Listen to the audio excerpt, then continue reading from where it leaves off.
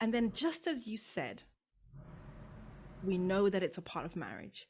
We know that in order to have children, it's got to go down. And then the more we know about it, the more our programming doesn't make sense. Because as you said, Allah subhanahu wa ta'ala created us. He Mhm. created us with the body parts that we have. He created us to work like this. He created the desire. He created the pleasure. Not only did he create the whole mechanism, but look at the way that it's spoken about in that hadith, for example. The fact Yeah. that it's an act of ibadah that you actually get reward for. It's sadaqah, right? There's actually a dua that you make before you enter your wife. Like, what is this? It's like it doesn't make sense. But we're supposed to be pure and religious, but we're supposed to enjoy sex. Like, how? This doesn't make sense. Do you know what I mean? I know exactly what you mean. That's because we've separated sexuality from spirituality. Yeah. We can't love God and love sex too. Hmm.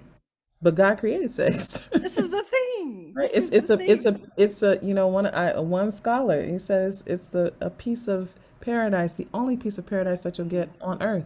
It's the only thing that is haram for you, and by doing a simple act of obedience to Allah subhanahu wa Mm. ta'ala, entering into marriage, it becomes halal and it has blessings on top of it. But it's that cognitive dissonance, and it really comes from us not truly understanding our deen. Mm, mm, No, mm, you mm. don't. And this is, and you said it right. There's an extreme, right? You either love it, you listen to the songs, you watching the movies, you're You be into in it, it. or you're repelled by it. But what is Mm. Islam? Islam is the middle path. This is it. This is So it. I don't have to fully indulge in it, and I don't Mm. have to be repelled by it. But it has its place and it has its time. Let me bring it to the middle. Okay, I don't like that song talking about who whatever, but when I think about my man, these might be things that I like to do, right? I don't have to be repelled by it, but this is not something that I'm going to do publicly. Right, There is right. Islam creates a space for it. So, and it's the middle path, and I think that's what we forget. Mm. But I also understand where that comes from. It Yeah. can be both of those responses can be trauma responses. Mm. The promiscuity that we might see from Yeah. people, that's a trauma response, Mm. as is the repulsion. Mm, mm, mm, But mm. both are damaging. So we need to find a way to balance it. Well, this is exactly as you say. I want to say unfortunately, but it just is what it is. If you do want to get married, male or female, it's a part of marriage. So it probably makes sense to figure this out and Mhm, to kind of to get onto the right page with it, because mhm, I can only imagine, well, we know already because we speak to people and we hear from people, but just how lonely it must be to not experience that connection with mhm. your spouse. It's a loss, really. It is a loss, which we wouldn't really wish on anybody, because as you say, you are halal for each other. So go forth and enjoy. That's just, it's such a huge blessing of that union. I think it's just one of the best things. It is.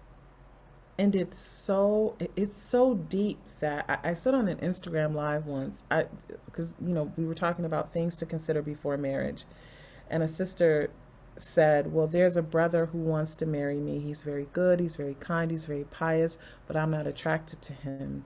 And Mm. I said to her, sis, when you're thinking about a man that you want to marry, you need to also pick someone that you would want to have sex with. And she said she Facts. was offended by that. Oh, And I said, this is the oh, oh, problem. oh, oh, this is the problem. This is an issue I now, said, guys. this is the Okay, people. issue. But you shouldn't marry a man just for sex. Of course you shouldn't. Of course Mm, you shouldn't. that But you wasn't what was being also said. should Mm. not marry a man that you are repulsed by. Oh no. You should not marry a man that you don't want to have sex with, because you're not entering into a business arrangement. Mm. He's not becoming your teacher. He's not the brother that you sit next to at the masjid. That's the brother that you lay down with in your bed at night. It is Mm. okay, but that's how deep it has gotten, that you have this was a young Muslim woman. You have Mm. young Muslims who are engaging in marriage, and they're like, I can't even think about whether this person fits my desirability requirements. Check this out. This is what it's saying to me, right? Maybe that sister, two things. Maybe she has a type, So he's not her type, Oh, he whatever that. definitely wasn't her type. So Yep. she's thinking, I can't get that way with someone who's not my type. So maybe Hmm. he's not the type. But also, it could be that, and I think from her response, it sounds like she feels that that kind of genuine desire is a bad thing and isn't something that is in any way to be honored. So, it's almost like I shouldn't even be looking at him like that, but then, hey, who knows?